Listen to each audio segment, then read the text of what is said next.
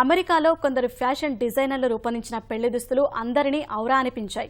వధువుల కోసం ఉద్దేశించిన ఆ దుస్తుల్ని టాయిలెట్ పేపర్తో తయారు చేయడమే ఇక్కడి ప్రత్యేకత.